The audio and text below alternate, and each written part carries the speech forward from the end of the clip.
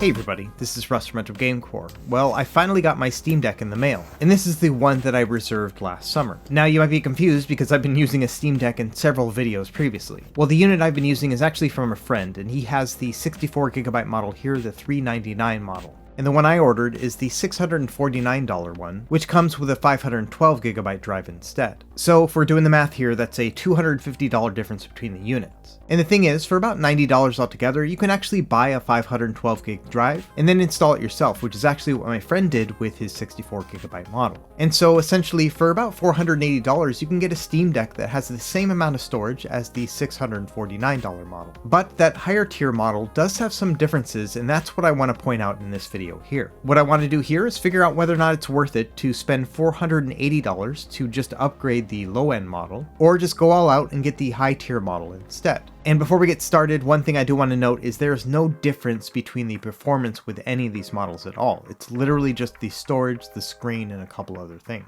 And so let's dive into those differences. We're going to start with the travel case first. Now I'm still unboxing the $649 model here, and this one comes with what they call an exclusive carrying case. And the differences are pretty subtle. Like for example, the Steam Deck logo has that blue coloring to it. Also the zippers have a little white accents too.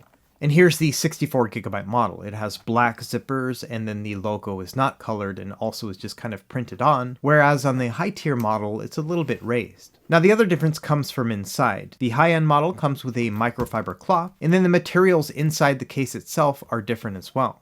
To start with our comparison, we'll do the 64GB model, and overall these materials just feel a little bit cheaper. And the inside of the case is a little bit soft, and it's also a magnet for dust and things like that. The little strap here feels kind of cheap too. So overall, it's not a bad case, but it does feel a little bit cheap, especially compared to the 512GB model here. This one has a nice firm interior, and that strap looks a little bit better too. And I'm not sure if the other model has it because I don't have it on me, but this one comes with a little pouch for your power supply as well. So long story short, yes, the case on the 512GB model is better, but obviously not $250 better. And so the main difference between the two now is going to be the screen itself. The high tier model has what they call a premium anti-glare etched glass. And so we're going to compare those using various measurements. We'll start with reflections. Just in general, you can see that the 64GB model shows a lot more reflections and is just a lot shinier than the high-end model. And it's kind of hard to see the difference here when you're looking at it straight on like this, but a better indicator would be using an actual face. So here's my face here. You can see very reflective on the 64GB model, but not so much on the 512GB model. And what that comes down to is when you're playing with the 64GB model, it's very easy to see your face. In fact, it can get kind of distracting and you kind of have to make yourself tune it out.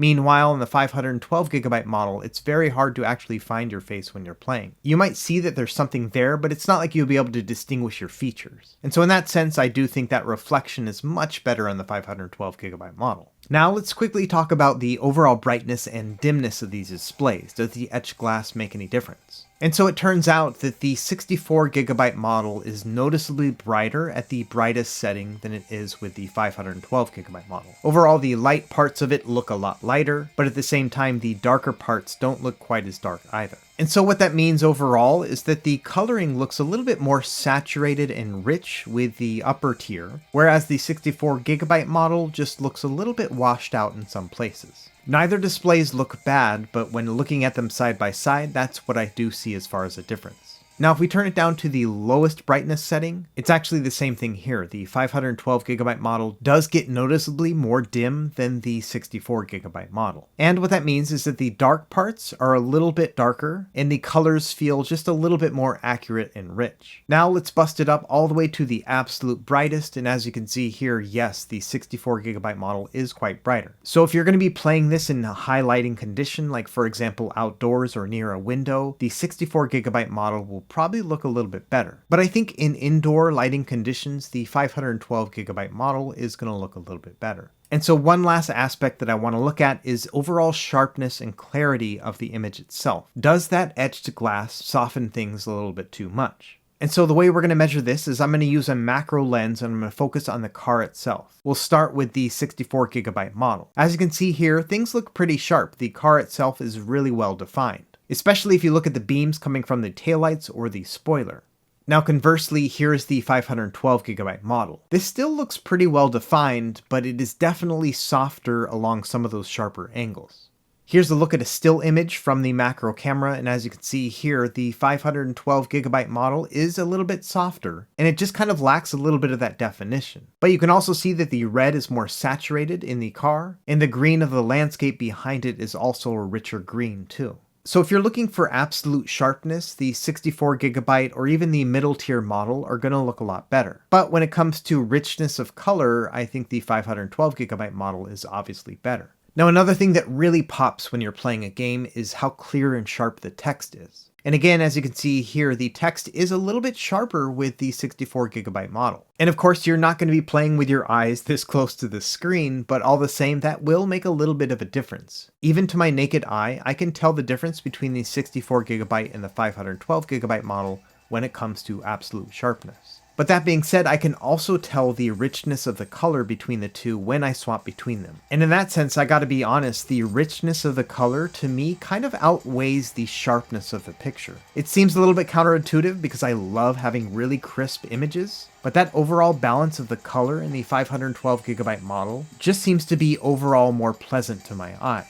And so when I got this 512GB model in the mail, I wasn't actually sure which one I was gonna keep. And honestly, I'm still kind of debating it at this point. But my friend Thor, the one who actually gave me the 64GB model, he did mention recently that he's interested in getting it back. And to be honest, I think I'm actually just gonna give him his actual model back. Even though they have the same amount of storage and same performance, I'm pretty sure I'm gonna enjoy the etched glass coloring more than I am the sharpness of the other one. And so yeah, there you have it. I think I'm gonna keep the 512GB version. If I could go back in time and decide between the two, I would probably pick up the 64GB model and then install a 512GB drive. At $480, that price to value just cannot be beat. But considering the fact that I already have paid for the 512GB version, I'm more than happy with the richness of the color and the overall balance altogether. Anyway, let me know what you think in the comments below. Did you buy one of these, and which model did you get and why? And if you could go back, which one would you probably prefer? As always, thank you for watching, and be sure to like and subscribe if you found this helpful, and we will see you next time. Happy gaming.